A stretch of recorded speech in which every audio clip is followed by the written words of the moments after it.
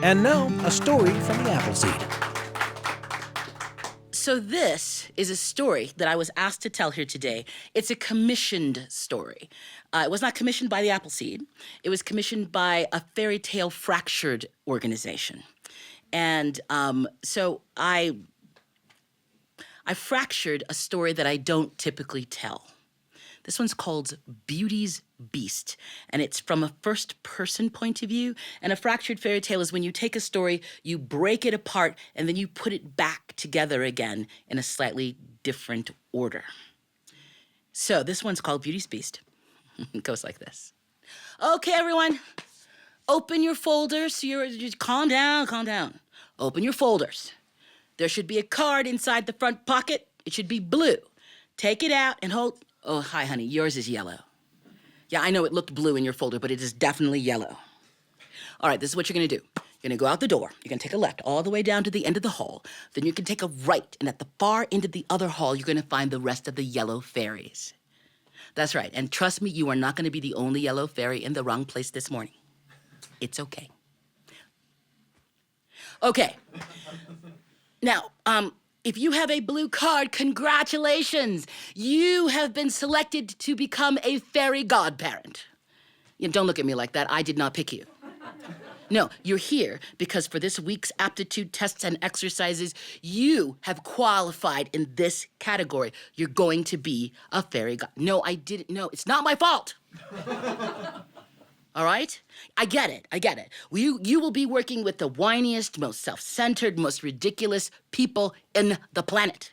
They can't help themselves, and then they ask you to give them a wish, which isn't going to solve their problem, and you know it's not going to solve their problem, and you do it anyway, and then later they figure out that it didn't solve their... It's very passive-aggressive. But that's our job, okay?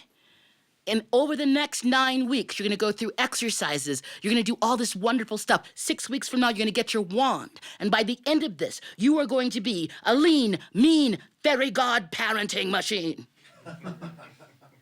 Over the course of this time, you're going to have guest lectures. And I am your first. Because they're hoping that you will forget everything I say.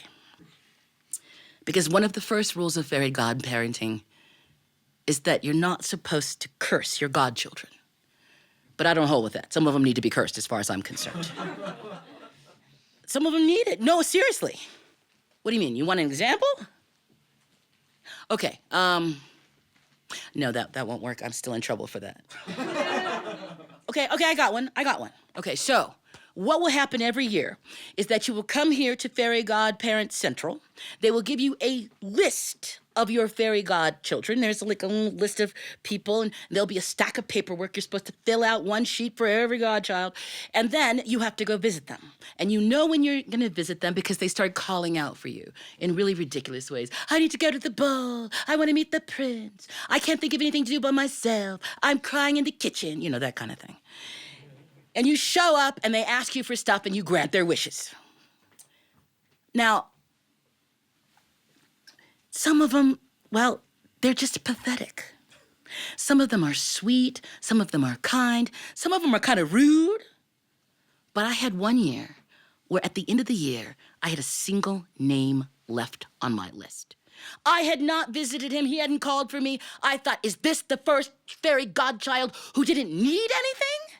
Well, I gotta go see this. And I showed up at his palace, and all the windows were full of yellow light. It was beautiful. I thought, yes, this one has it down. I turned myself into a crone. I do a good crone. And I'm standing outside his gates, and one of the servants sees me and hustles me into the kitchen and sits me down. I thought, look, he's even kind to beggars. They feed me, and then I hear this big commotion. And I look around the corner, and my fairy godchild is standing in the throne room in front of his throne with a scepter, and he has knocked someone down. It's a woman, and she's wearing a beautiful dress. Everyone's wearing beautiful dresses and beautiful masks, and he's yelling, and I figure out that his problem is she is wearing the same dress she wore last year, and he's mad about it. And the husband is standing there, and he is saying, please, we ran out of money. We couldn't buy new gowns. The prince says, then you should have stopped eating. And I thought, he needs to be cursed. And then I thought, what am I going to turn him into? Frogs, dogs, bears, ravens. I've done it all. But I didn't want any of those creatures to get a bad name from that thing. And I came up with it. I suddenly walked in, and he saw me, and he said, "Who brought that baggage in?" He called me a baggage. I whipped out my wand, and I did my thing, and I looked good. Because I can put on a ball gown with the best of them. Now, if he was worried about her gown, mine was really out of date. You know, I'm 450 years old. He looked at me and he said, "How dare you?" He could not read the room. Everyone else was backing up. And I cursed him. I said, "A beast you are within, a beast you'll be without, until you can find love and someone to love you in return. And you will be this way for 10 years. And if you cannot solve this problem, you will die." Just so you know, curses don't have to rhyme. Now, it was pretty good. The beast within popped right out. He looked terrible. Big, furry, flaggy thing, black and brown and gray, great big old piercing eyes, fangs. It was beautiful. Everyone else took a big gasp, and I just waved that one. I just snatched his memories right out of their heads. Nobody would remember who he was. And I waved it again. They all disappeared back at their own homes. They thought they'd had spent an evening at a party, at a manor house, having dinner. Nobody even remembered where they were. Wave that wand again. All the servants turned invisible, because otherwise you have to feed them. And they were just hands to do his bidding. And he stood there staring at me. "What have you done to me?" "Well, I fixed you. You were broken, and I fixed you. Remember what I said. You must find someone to love you." Now, you might think that that was a really terrible thing to do, but I learned something important the first time I cursed a godchild. You have to stay with them. I spent 30 years in a pond.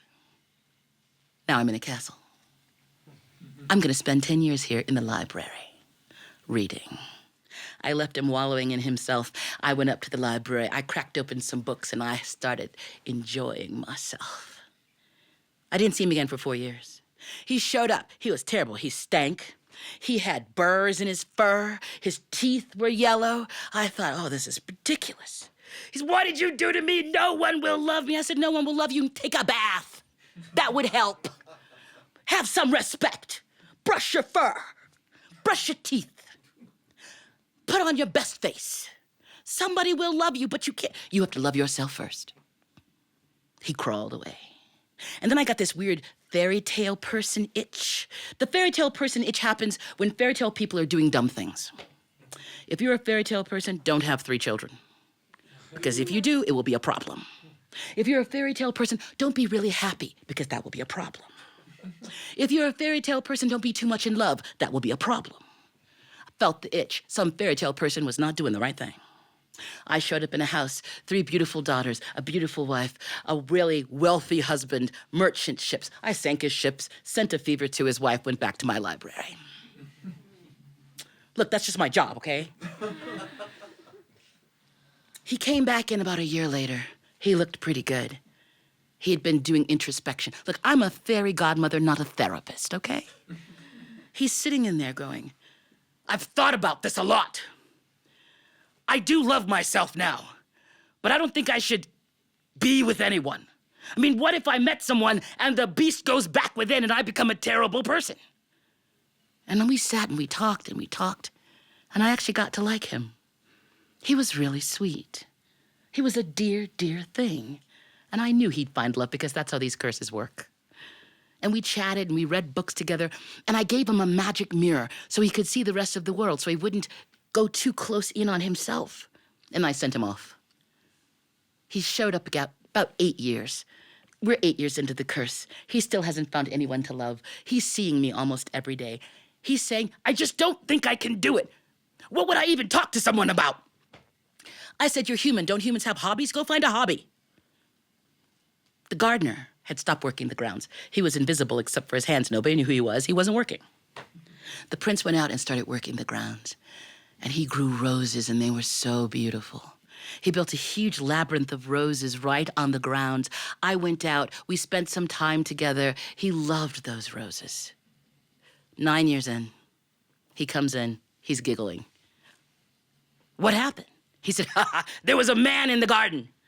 What was he doing? Picking my roses? No, yes. Humans are terrible. They are. What'd you do to him? Well, I told him I was gonna eat him. The two of us laughed for 20 minutes about that. I imprisoned him for a little while, but I still had to feed him, so I decided to send him home. I told him he had to send me whoever wanted that rose. You know he's not gonna do that. Yeah, I know. But I didn't want to keep him here. We were surprised when the girl showed up. And I recognized her. She was the youngest girl of that family that I had just cursed a little while ago. They stayed in the castle. They were so beautiful together. Oh my gosh. I would spy on them. They were giggling. They were sweet. Oh, I adored them. And I knew, because curses always end, that she was going to be the answer to all of this. So you can imagine my surprise when he shows up the night before the curse is over, and I am packing my things to go, and he tells me he sent her home. I said, what do you mean you sent her home? Well, I love her. Well, that's part of it, yes. Why would you send her home? How could she love it? She might love it. I've been watching it. She looked like she was into it. He said, no, I can't do it. And besides, what if that thing happens where I become human again and I'm horrible? That's not gonna happen. You're totally okay. I'm not okay. What if it happens? Again, not a therapist, don't know what to say. We sit together. I'm thinking maybe she'll come back, but I know better. Why would she come back? He starts failing, dying right there in front of me. And I pick him up and I take him into the garden, into that labyrinth, and I lay him out on a bed of roses, and I've got his hand, and I'm thinking to myself, this is going to get me in so much trouble. And then I hear her voice in the garden, Beast, Beast. And I'm thinking, yes, she came back, but she's not good at navigating this maze. And he's dying, and she's nowhere nearby. So I have to fake it. I'm over here. And she starts coming through the maze, and then I make myself invisible, and she falls at her on her knees, and she takes this big old paw, and she says, why didn't you tell me that you were unwell? And he puts his hand against her face, and he says, I didn't want you to see me like this. And she said, why? Don't you know that I would always be here for you? And I am in the corner, ugly crying. And she says, I couldn't be without you. And he says, I love you. And she says, and I'm thinking, yes, go on. Come on, fairy tale woman, just say it. And he died. And then she said, love you. I said, you've got to be kidding me. Well, look, I'm a fairy godmother. I don't have to put up with that. I took my wand out. They tell you not to bring people back from the dead. But in my defense, he was barely dead. And I waved the wands, and he opened his eyes, and, the whole transformation thing, it was fine. Yeah, I was in front of the fairy council for that. But I made the fairy queen laugh so hard, she just forgave me. Here's the thing. It's lovely to grant people's wishes, but sometimes your godchildren need to be cursed. Thanks for joining us for a story from the Appleseed.